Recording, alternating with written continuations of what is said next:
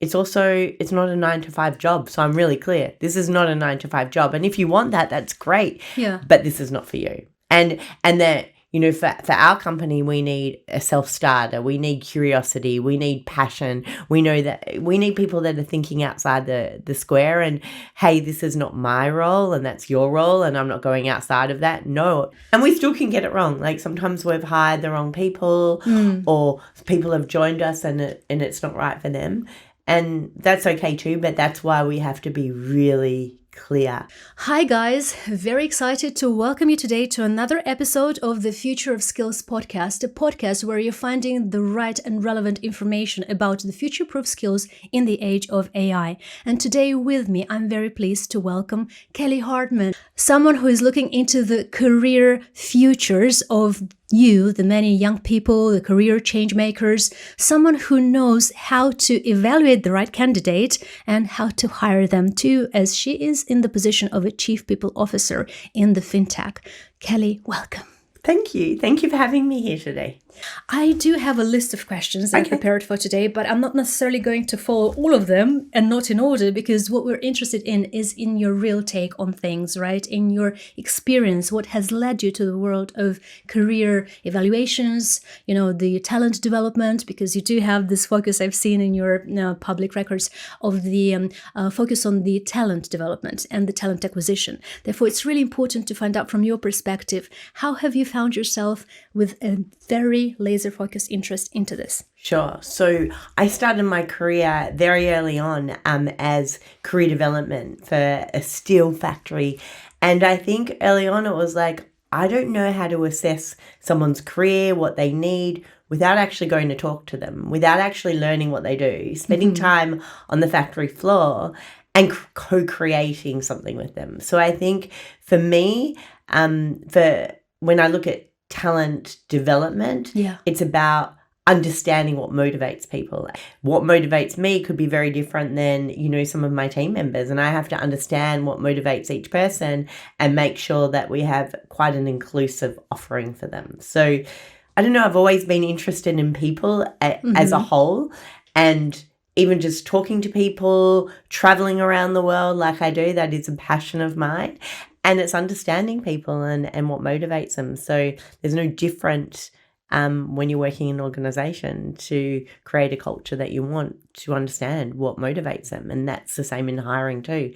I get to meet a lot of people. Some of them I love, some of them I become friends with, and I never hire them because, and that happens all the time. I think the other day I was speaking to someone and she was single, working crazy hours where she was at, and we started speaking because I had the same thing, and I was like, I had no time for a boyfriend or a partner because I was working so crazy, and I love work. And I turned her off my company because we're a startup, and it doesn't mean we're working all weekends. We don't do that. But sometimes you do need late nights, and sometimes it's all encompassing, and so I have to let people know where we're at. But we had an amazing conversation and I learned what motivated her and realized it wasn't us. How exciting. And it's probably also the right take when it comes to the candidate who wants a role where they could bring in some more value, as you rightly pointed out before our conversation has started. You want someone who would add that value, right? As opposed to just fit in the culture, which are two very different things, aren't they? For sure. And when you're just giving them that preference in terms of making a clear-cut choice as to where they are at the minute and if they're a good fit also for themselves and the company, that's quite an honest approach, isn't it? Quite an integral one. Most people, I do my spiel when I interview and they're like, wow, we've never heard someone be so honest, because someone's once told me, well, the expectations were different than what I thought. And I was like, but I know I'm always really clear. So now I make it even clearer, almost to the point where the people that really want to work with us, they will tell us, and in the interview, where others, a lot of the time, I could probably turn people off and say, actually, this is not for me. I need more structure or process, or actually, I love my real work-life balance. Yeah. And I'm not saying, like I said, we have our weekends and things like that, but it's not a 9 to 5 job. So I'm really clear. This is not a 9 to 5 job. And if you want that, that's great. Yeah. But this is not for you. And that, for our company, we need a self-starter. We need curiosity. We need passion. We know that we need people that are thinking outside the square and, hey, this is not my role and that's your role and I'm not going outside of that. No, I mean, I jump on everything, to help the company, whatever it is, and we need people like that are really passionate about it.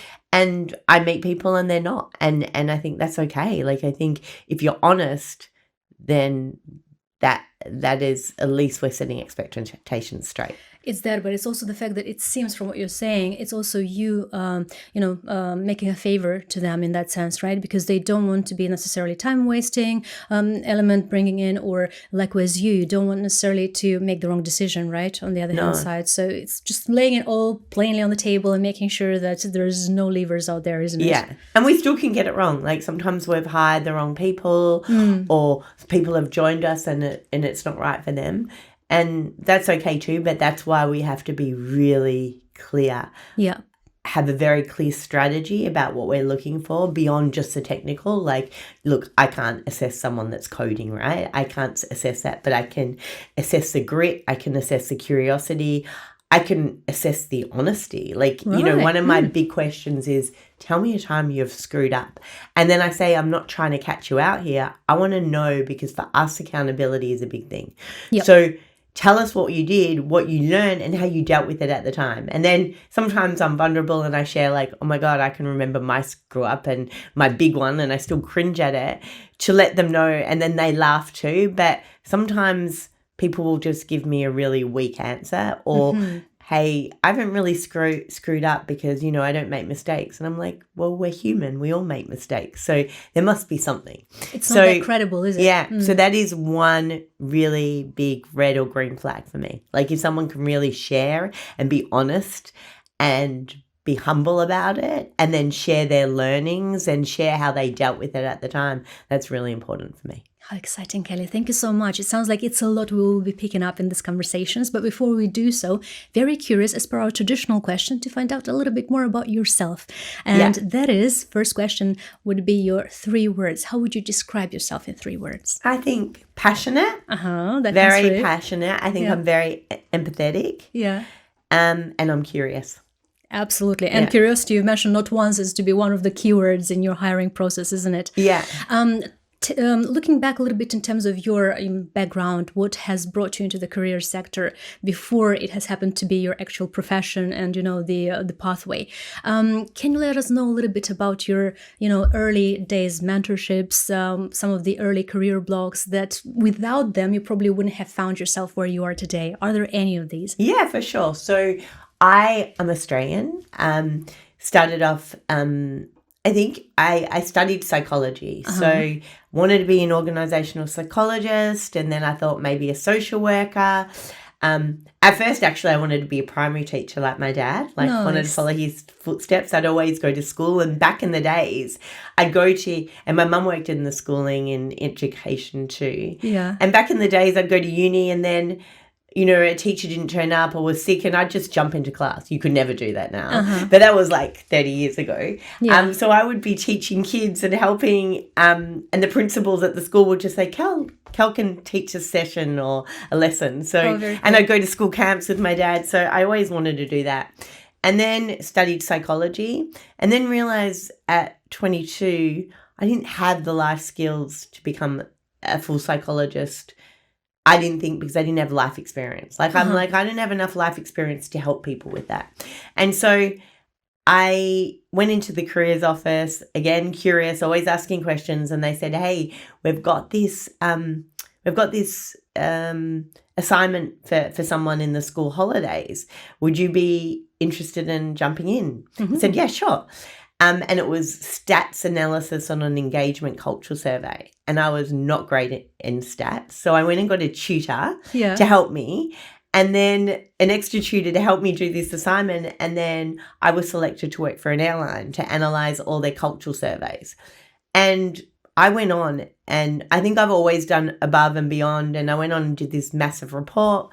And the head of sales and marketing was like, wow, like you did this on your own accord.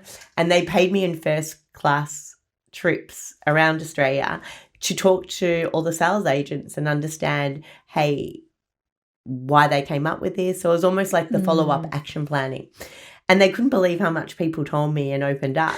That they That's a skill. So they ended up paying me on free flights to Bali with all my friends and family. Exactly. And I think that started my career and my curiosity to want to work for more org psychology. And I worked for a psychologist I remember in the department of taxation in Australia, and I loved it. Like, he was so great. And I started really loving the psychology around organizations, people, what motivated them, cultures and things like that. And I think I've always been passionate because I'm like, if we spend so much time at work, how can we make a great environment for people?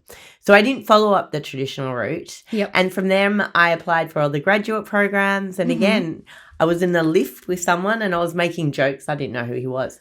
And he ended up being my interviewer. He was the head of HR for the whole of BHP Steel, which was a steel. And I remember going, it was like a weekend away in a place called Wollongong in New South Wales, Australia. And all these graduates were like sucking up to all the executives, like, you know, and I was like, oh my God, I can't do this. Like I can't do fakeness, I can't do realness. So I think I went to bed early, spoke to them, and he rang me up the next day and he said, I'm going to create a role for you. And so here I was, first job out of university, and I was head of employee development at one of the steel factory. Again, I didn't sit with the corporate white collar in the office. I went on the factory floor. I ate with everyone. I was the only female, like with my steel cap boots and my hard hat. And within 2 months, they gave me a car and promoted me to employee development of all of the sites. And then I set up our HR function. So from scratch. Wow. And so I think if you've got the tenacity, the curiosity, you work with people, you can do anything you want. And a lot of people are like, do I need a degree in HR, CIPD? And I'm like, no, you just need life experience and you need support and curiosity and grit and creativity and you can create what you want. So I never went the traditional route. Yeah. Is this the case still for people who would want to even change their careers and go into the HR? Let's say they're in a different completely industry and they want to go into HR. What would it take? I think just someone that has common sense, honestly, and that likes people. Love it. So a lot of people used to say to me, I can't believe you're in HR because you actually care for people. So I never used to like being in HR. That's the honest truth. And I used to work a lot. I started my career in the banks. Yeah. And I'd always work within the technology business. So I never worked in HR. So that the CIOs would always create roles for me. And I think that you've got to understand business too. And you've got to have business acumen. You've got to, I can't hire people. I can't develop people without understanding actually what they do. And it doesn't mean I'm going to learn how to code, but I understand technology, incident and problem management, sales, marketing, sitting with the customer service people and being on the phones with them. You've got to go out to clients. I think you've got to understand every aspect. So you've got to be commercial. But I think a lot of people can do HR if they wanted to and they've got a passion and understanding. But it's just not being nice to people too. Nice. You've got to be real and honest and you've got to be commercial and you've got to understand the business but have a lens of care for people, which, I believe I have. I think that sometimes I have to make tough decisions and you're not always liked for that, but you're doing what's right for the people sometimes. Yes. And you're doing what's right for the business. So if people are complaining and they're not happy and then you do things to try to fix that and they're still complaining and they become toxic, and I'm like, you don't have to stay. I always say to people, you don't have to stay in the company. You have a choice, right? And I know some people don't have that. They've got mortgages of that. But if it's not working for them and it's not working for us, then you just have a really honest conversation and try to support each other. And I think that's it. I am very sensitive, so I used to want everyone to like me. So if I came in and someone didn't smile at me or didn't say how, I'd probably worry for the next week about that. But now it's I don't need everyone to like or love me. Yeah. And someone once said, yes, and so that is the truth. Like, I'm honest. I believe that I'm really real, and you'll I make mistakes like everyone else. Yep. And I think my mistakes is always looking for the good in people, even though they show me that maybe they're not so good. And you keep giving them a chance and chance. But my gut instinct on people, I have a really good read, doesn't let me down a lot of the time. Now you mentioned an interesting point, the read on people. And I was just going into this area because it sounds like with your degree in psychology, you would have that analysis and a very clear-cut laser focus eye with details, right? And that's the question that I would have around the behavioral analysis. Say the candidate is coming and you would want to interview the candidate. What would be your take? What would be some initial signals? What are you looking for in a candidate to give him a chance to make sure that, it's a candidate that you would want to see again for the role? Like, how quickly do you analyze a candidate from behavioral standpoint to know that that's the one to progress further? It's a great question. And there's many qualities, right? Because Yes. we're all very different. Honesty is my number one. So, honesty is my number one. So again, like, if I've asked someone, like, tell me a time you've screwed up, and accountability is really big for us. So it's like owning up to when you make a mistake. And I share that I've made some of the worst mistakes, and I constantly learning. But if a candidate can't, especially with like many years experience, can't think of any mistakes they've ever made, and they're not really honest about it, and I tell them that I'm not trying to catch them out, I wouldn't hire them. If they can't ask me questions at the end, like, because I'm looking for curiosity, like I want to know if they're curious, what do they want to know about the business, our growth, our strategy, what markets we're going to go into, even about the culture. But if someone just asks about work-life balance and, cliche questions that are all about them and not about the business, that's a bit of a red flag for me. I want someone that is present. Like, I had a candidate the other day, they're looking all over the place, like not looking over, but just not interested, like, in the conversation. Like, arrogance is really not one that I would take. Like, everyone's got different facial expressions, of course, and neurodiversity. So sometimes people can't look you in the eye or things like that as well. Yeah. So I understand that. But when they're not interested or very arrogant or dismissive, that would be a real concern for me. So it's passion for me, like they're passionate about something. They're curious is one, that they can deal with us, like they can deal with ambiguity, a lot of change, because things change in our environment, at a scale up. Compassion, they're compassionate about, they care for others as well and not just themselves, is important for us, and that they're a real team player, and that, so I think that's really important. It's funny you say about psychology, because a lot of people say to me, Kel, you've got a psychological background, you studied it, is that the way you're good with people? And I'm like, no, I actually think you don't learn that. I think it's my travel. I've traveled over 100 countries, a lot by myself, in really unfamiliar environments.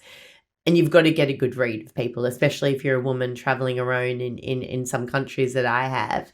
You have to have a good read on people, and you've got to trust that instinct sometimes. Mm-hmm. And my instinct doesn't let me down. Like, even though I've questioned stuff before, and then and I think my boss, my 360 recently, he said, Cal, you're always really outspoken, but sometimes you just let things go because, maybe we've challenged and it's too hard. And it's true. Like, there's some people that I didn't really want to hire, and I should have spoken more, but I just let, if too many people want to hire, I don't want to be a blocker either, but I will raise my concerns. Got you. And raising the concerns is probably quite crucial in the environment where you, as you said yourself, you need to be honest, especially in your role. You're also helping the company, so you kind of have to say what you're thinking about, even though it might not be to the pleasing ears of the other party. Yeah. And that's definitely a trait that comes with experience. You said yourself, traveling all sorts of countries, meeting, reading people. And reading people is quite a skill. I'm quite fascinated by, this element of empathy. The other day I've attended an event and there was this historian who talked about empathy, that it's something that obviously is a differentiating factor when it comes to AI, for instance, right? It will probably take ages until that element alone will become pregnant with that entity. Exactly. Right? The humans own it. It's just a case of just surfacing it. It's not like you said earlier, you don't necessarily need to learn it. It could come natural, but it's just you being curious about other people, isn't it? Yeah. And you've got to be like, I'm always conscious. You don't want to hire people like you either. So sometimes that's a great point. Yeah, thank you for sharing. Yeah, and my team is completely diverse. We're really different, and I do that intentionally. So how do you blend in the team? Because it is a culture add to the organization. We don't want to fit each other. We don't want to be the same. We want things that are really different. People that think differently, and some people are nervous when they come, and so my job is to make them feel like, sometimes I'm like, whoa, this is going to be tough because they're not giving me stuff. But then you've seen people turn around, they warm up, they're nervous, especially they're speaking to an executive or they've been out of work for a while. So I think it's really interesting. But I'm very honest in the interview. So if I like someone and I think they're great, because I do the initial stages usually. Yeah. I'll just go, okay, let's get you sorted for the next. Are you free next? I don't wait around. I'm not going to wait around a week. I hate that. I don't need to meet other candidates to see if this one's okay. If I think anxious about that, yeah, right? And making them actions in return. No, but I'll also tell someone if I don't think they're going to, this is not going to, I'll say it in the interview. There's nothing, I don't wait for weeks. And I'll tell them, hey, I don't think you've got these skills, or I'm concerned about this. I'm very honest. And I've actually told someone, I'll never forget once in an interview, I once told them, you come across really arrogant. And I never forget this. And this person was surprised. He said, what do you mean? And I gave him examples of, and he goes, I never thought of it like that, because I see. Because he said he got feedback once that he was really arrogant. And I said, I can understand why. And he looked at me and he goes, why? He didn't go around the bushes. He literally I just went. It's the Aussie way. I ended up hiring him because he took the feedback really well and he understood. I said, he said, I think sometimes I'm a bit insecure about stuff. And so, and I can still picture that day. We were in the office and he said it was the best interview of his life because someone's never been so honest with him. Did it end up being a good hire? Yeah, really great hire. Yeah. And I look for different things. They don't have to have every single skill set, but if they've got a grit and a determination and they just keep coming back, sometimes I'm like, wow, they're at it. How exciting. So that talks about the fact that you're obviously giving people an extra chance. It's your read of them that comes across. You're saying to them, hey, this is how you come across. So take it or leave it. Yeah. But it's the attitude ultimately that you're after, isn't it? It's just knowing that what you've put forward for them was taken the right way. And if it has been, that's your reward. I'm going to hire you then. Yeah. Yeah. Not always. But yeah, in that, because this person had a lot of great qualities. But and it was his answer that said. So it was a trade-off, isn't it? And it was the way he was sitting. I said, you're sitting just like this, you don't care and everything. I'll never forget it. And so, and I also hired someone in my team, and I'll never forget, it was my first day in a company, and he rang me because I was a CPO, and he rang me blasting me because he didn't get promoted and he was promised. And I said, don't you ever speak to me like that. I'm trying to help you, so calm down. And he said, I'm sorry. I've got all these emails and promises. I said, I get it and I'm trying to help, but this is my first day. So don't. And so I said, why don't you come into the office and let's talk? Then I hired him for my head of talent acquisition and he was amazing. So I'm very forgiving and if someone takes my feedback, so that was an internal mobility move. I'm really honest. If people take feedback well and don't get defensive and own up to it, that's a big plus for me. But right now, because we're such a small organization, we call it hell yeah. It's I'm blown away. If you were to turn me down in this job, I'd be devastated. That's the way I want to feel about every candidate that comes in. Yeah. And that means skills, attitude, everything. I want to work with this person, and that's really important to us. And then we have a policy of no toxic culture. So if there's toxicity, gossip, any of that bullshit, I should say, that happens, we want it out straight away, and we just don't tolerate that. See, that's a good point, actually, because when it comes to the toxicity of a given environment, it is being defined by various people in various ways, right? You've just mentioned a trait, gossiping, right? Gossiping, blame, talking about people, being non-inclusive to people, like being rude, obnoxious, like that type of quality, we just don't tolerate. And I love that we call it out, and that is so intentional. And I talk about it in every single interview. Like if we don't because I've been in environments where I've had to watch my head or, watch my back, and you waste so much energy when we've got so much work to do. And I must admit, I love my team. I love the executive team. I love my HR people team. I trust them inherently. We all back each other, and that's the most important thing, and there's people in the organization. And I think when you create a culture from scratch like that, it's critical, because, I've joined cultures much later, and then that stuff has been around for a while, and it becomes cancerous, to be really honest. I remember it. And I've had a lot of stress in my life for this, and I think this is the first organization, I just love being part of. It's hard. There's hard stuff some days. But I love everyone I work with, and I want to make a difference, and I want to grow it, and I want everyone that thinks like that. So it sounds like we're drifting into an interesting topic here, the culture, isn't it? And by means of which we've discussed a tiny bit around the fact that you're building currently the culture, it sounds like, right, within this organization, which means that you don't need to deal with the heritage part of whatever has been built before. And that's a great starting point, right? So it means that it's a molding process. It's quite an exciting bit. You're also setting it all up from scratch. Question is here.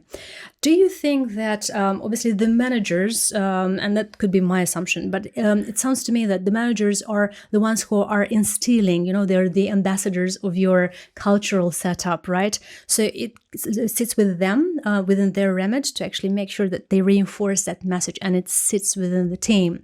Would that mean that if the toxicity as a factor appears, this virus that goes and literally just touches people, would it mean that the managers have not done their job well? No, because I think culture is everyone, right? Okay. We're all responsible for ourselves and the culture. But the managers have a big role to play. So, I speak that executives, senior managers, we've all got a role to play, and we can't be involved, and you have to have that boundary. And I've learned from the past, you can't get involved with stuff like that.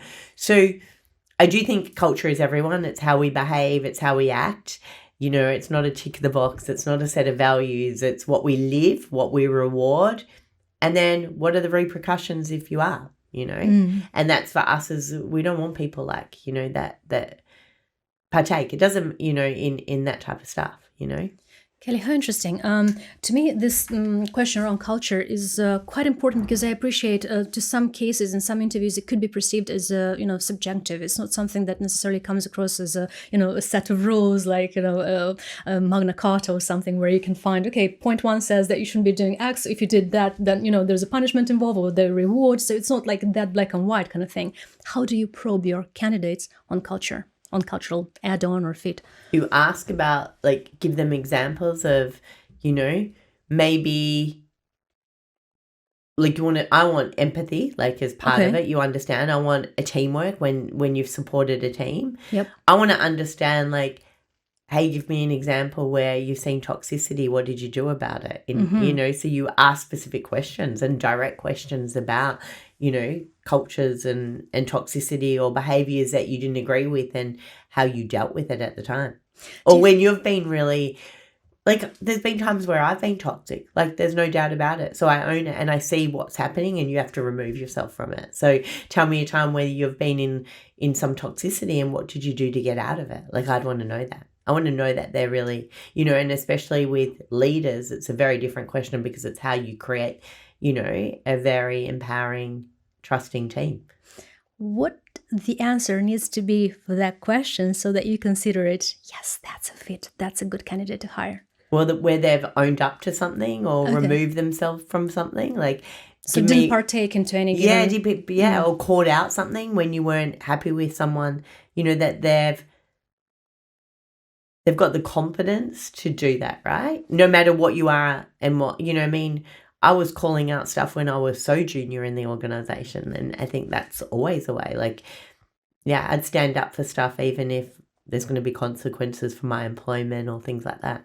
That's brave. Yeah, I've been very brave, and I've had consequences of that too, for sticking up for what I believe in. Like, that's really important. Not everyone can do that, right? Like, as I said, some people have families to look after. Mortgages. But yeah, yep. you just have to probe. And so sometimes the questions can go, a lot of people share a lot with me, as I said, So Yeah. I think that's really important, that you have to build the trust for them to tell you stuff too. Would that sharing a lot with you at some point, because it sounds like you need to be almost like a priest, you take it all in, right? You shouldn't be disclosing it further. Do you think at some point them sharing that makes them in their eyes more vulnerable? Or For sure. But vulnerability is courage to me. So, if you're vulnerable, then you're courageous, as well. And so I look for courage very much. I look for someone that's real. Gotcha. I've had people that have shared stuff like, before I've even met them, like, talked about, like, hey, I've been through a really tough divorce or separation. I was in hospital with stuff, and I want to work for a place that's real and there's no bullshit or there's no... And then I've hired people, like, straight because they've been so honest about their story. Like, that's what I look for. Like, that's bravery, and that's vulnerability. But I pretty much hire those people for not... If they've got a big story, people don't always have that. And I know not everyone's like that. Like, some people might go, oh, that's oversharing. Well, then that's not the right company for you, And I think for me, a lot of people have always, I remember before I joined this company, I couldn't find that, oh my God, I just want to join them. Like, a lot of my feedback was, hey, we're not ready for her yet. And I was like, what aren't you ready for? Honesty, truth, because I will call stuff out. I will ruffle a few feathers. And I've done that, right? But my intention is to grow the company and do best for it. And if that means, hey, I've got to call out some stuff that aren't working or things like that. But when I knew this was the right company, as my founders go, Cal, tell us all the shit we're doing wrong. We can't wait. And I was like, oh my God, where I did that in previous company, and then, I was outcast because I would call stuff out. But I'm not doing it to call anyone out. I'm doing it because I want what's best for the company, and then we can all work together. Like, I want to help support people. That is what you want, right? Sounds absolutely. And sounds like you're the one not only building that as a culture, for everybody else to feel that they are partaking and they're part of the bigger piece. It's also the fact that you want to leave your heritage, right, for the others to follow. For that to happen, let's say, God forbid, at some point you will probably want to do some changes and, leave to join another organization. I'm saying God forbid, who knows, there's a reason. So no, I don't want to leave. I don't want to leave another exactly. organization. So it's a good fit for the word. But in terms of, let's say, if you weren't there after a while, and the culture and the heritage would stay, what would be the processes involved to make sure that they're still being followed? Yeah, I think that's happening now. Like, people, we've got an executive team, we've got senior leaders, we've got people in my team, like, are living those every day. I see big changes now. Like, you've got, like, it's not just me creating it, it's all of us doing it together and holding ourselves accountable. Yeah. Making sure that we're hiring the best people. Like, we train everyone on that. We say what we look for. Like, often people, like, some of the leaders are like, Cal, how do you give us all these good candidates? And I'm like, well, I meet a lot before they even get to you, right? So you have to know exactly what you're looking for straight away. You have to call stuff out. There has to be consequences and rewards for great stuff and not. So those discussions are already happening. People know what they're looking for now too. So it's not my responsibility. It's everyone's responsibility. It sounds like you're like a chef in a people's kitchen. You kind of, okay, so I'm going to do this ingredients here and this process is here to make sure that these are being all stack up and, people follow. But That's it's exciting. also in our training, in our development. Like, at the moment, we're doing one on feedback. And I said to the execs, love we that. all have to do this. Like, we're not great at it. Like, Yeah. if we're exiting someone and they don't know the reason why, or it's a shock to them, then we haven't done. Like, we have to. I always say we have to say we've done everything we can to help this person, and if we can't say that, then that's on us too. So us having a good reflect on ourselves. Like, our CEO just, we worked on just running a 360. We spent over an hour and a half going through each of our 360s in an open room to talk about how we can support each other. I shared my 360 with my team straight away, and like, I tell them where I need help as a leader, and like, we want that honesty. We want that challenge. I want the radical candor. I do believe in Brene Brown's clear is kind, unclear is unkind. Like, that is my motto. But now we've just sent a feedback survey to everyone in the organization to help build our training. So they tell us what they need to, and it has to be very genuine. So they're embedded in our training, our rewards, our promotions, our hiring. So we're living these things, and we're just not tick box exercises. Living and breathing by the sounds of it, isn't it? It reminds me of the philosophy that Mark Randolph, who I've had the pleasure of interviewing, he's the first CEO and co-founder of Netflix, and he has shared with me that this policy that they have instilled within Netflix around the radical candor and the honesty was absolutely revolutionary for them, because that allowed them not only to hire the right candidates, but to retain the right candidates as well. Hence why I'm very curious to find out from your standpoint, do you believe that there is this correlation around the hiring process and then the letting go of people, whereabout, it probably is equally painful for you as someone who needs to give this news to people when they kind of need to leave the company. But in terms of making sure that, as you said yourself, it is a lot more easier perceived from the other party, and the feedback process is as fair as it can be. Is there anything in particular as part of that process that you've instilled and you're like thinking, okay, I've done a great job as part of this process, and I think it makes people more comfortable now than, let's say, before when I was learning to do it?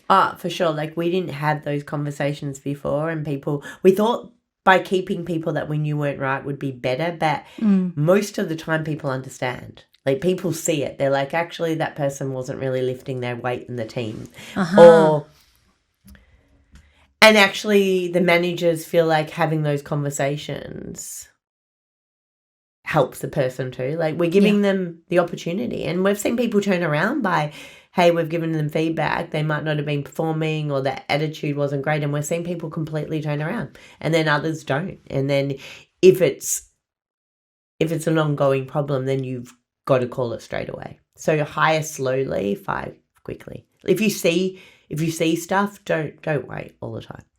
And this is a nice gate you're opening in terms of trying to probe people who are not pulling their weight in. Are there any particular prerequisites you would say that would definitely indicate into that direction? If they're not pulling their weight, well, in a company of our size, there's nowhere to hide. You can't hide. There's nowhere to hide. So we talk about that. Like, we say that in an interview. There's nowhere to hide here. You have to be a self-starter. You've got to. If you see something, grab it, We've got people helping out all over the place, like product helping sales, helping solutions, like, I'll help sales sometimes too, I help run offsite for them to bring the teams together. So there's nowhere to hide. There's nowhere to hide. And we don't want, like, we'd rather a lean company. Like, we've just got a Series B funding, and people are like, oh, you're having big offsites, you're hiring a whole lot more people. No, like, we're not. We're just hiring really great people. See, and that shows that this is this element of caution that you guys are after in terms of making sure that if you're hiring someone, they need to stay, as opposed to, there are some startup cases out there, like plenty, where, they hire people massively just because they've got either some more funding or whatever, but then they let go people massively as well because, they no longer either have that much funding, or their performance numbers have just indicated that there's been a concrete slope out there. So it's this mismatch, isn't it, as part of the journey? For sure. And you've got to be really... Like, I want every single hire to be brilliant. I want to be blown away, And there are people that I'm completely, when we hire, like, I'm blown away by. I'm like, I text my bosses and I'm like, you've got to meet this person. They're brilliant, And I'm getting the ingredient right. Like, I get it, right? And over the years, you've been able to probe that part of your intuition that has led you to think, okay, that candidate has really blown me away from that interview process itself. Has it then confirmed long term? I know I kind of asked that question earlier, but is it something that you've absolutely seen that, all the strategies you've put in place for you, the filtering, has literally showed that these are the right candidates longer term? Yeah, a lot of the time, but sometimes I haven't listened to my instinct, and I still also it has to be a mix of my instinct and then asking questions, right? But sometimes I've gone. You have to ask a lot of questions, and you give them scenarios too, and then sometimes there's an activity you want them to do to present, or a case study. Not getting them to do heaps of homework. Like ours is very brief. And that also shows how they'd act in a certain situation, and sometimes they're filtered out that way as well. Kelly, are there any particular questions that you've noticed throughout your entire activity that you would say these are some of the most difficult questions, not because you wanted necessarily the candidate to fail, but because it's a win-win for both of you to be able to understand if there is a fit in the mix? I think the one where the biggest screw up is one that I'll always ask. Okay. I'll always ask about their achievements or how they dealt, how they dealt, a time where they took initiative or where they had to question someone more senior than them or a very difficult client. A client was really pissed off with you. Like, what did you do? Like, how did you get around it? Or, a team member wasn't performing if they're a leader. Like, how did you deal with it, Could you recall some of the examples of bad answers on these questions? Bad answers? Mm-hmm. Well, I think one where they've not made a mistake is like, I've never made a mistake. Or I joined the wrong company. Like, that was a bad mistake. Like, I get that. Like, but there's more to that. And I think also when I ask them, have you got questions for me? If they have no questions for me, I wouldn't hire someone like that. Because I don't, like, even if we're talking, you could be curious enough to even say, why did you join the company? Or what's most surprising for you? But if they can't think like that, or, I've been through I've been through a lot of the process and I've asked all the questions I want. Like, I'm like, you could have something for me, Absolutely. Yeah. And as part of the hiring process, I know that we're approaching the wrap up, but it's a lot of questions, obviously, that are so interesting as part of the conversation. I would be very keen on asking, but conscious of time, of course. However, there's this element around AI because we cannot avoid that part and not ask the questions. How much of a reliance do you think you guys have currently on AI as part of the hiring process, and how much of the reliance is part of the assessment throughout the a lot on AI. Like, I'm dyslexic and have ADHD, so no one can understand my notes on candidates. So I put it through AI all the time. Our job descriptions are through AI. Mm-hmm. I put everything, my adverts, my LinkedIn.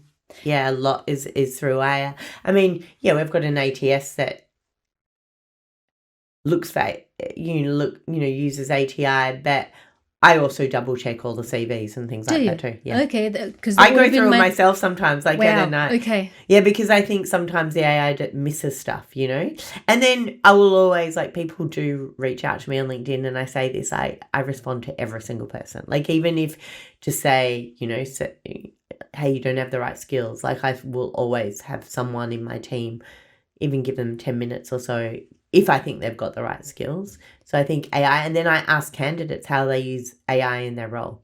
And I want to know, because we have goals on that in our organization. Like, we all use AI throughout the organization. I rely on it.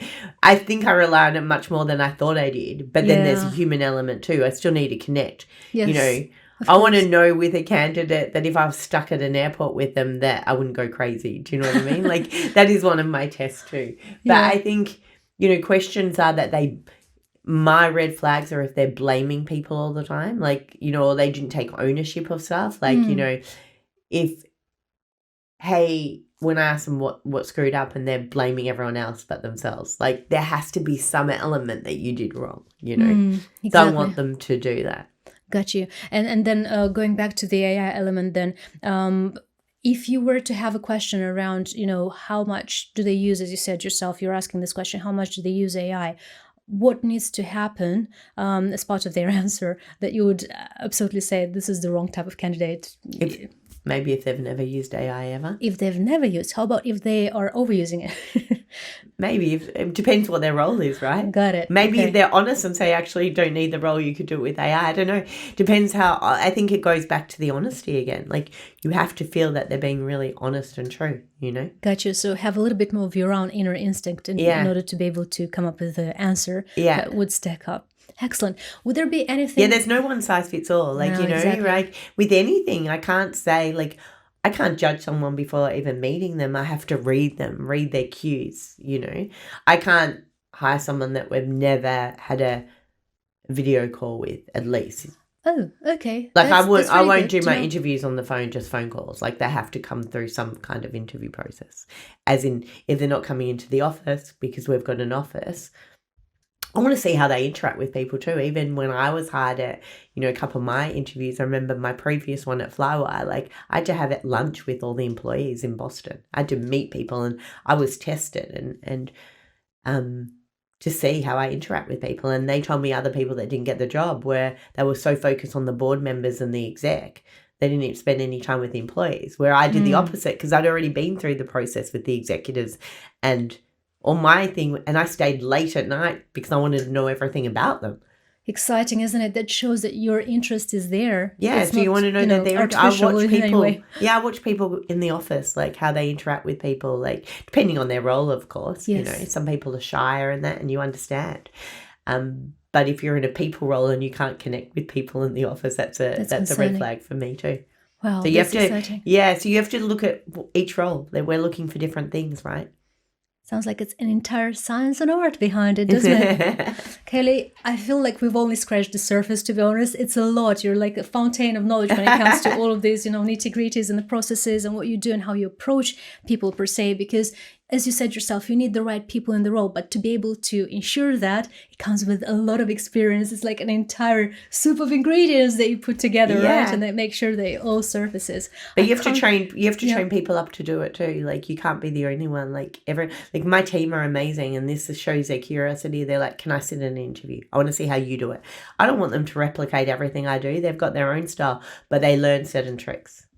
That sounds exciting. And to be fair, it also sounds that you've got this legacy process in place, be able to train other people to be able to then surface their own talent into it. And I can't be more grateful about the experience that we had today. Thank you so much for coming over. Thank you for having me. Thank you, my lovely. Bye.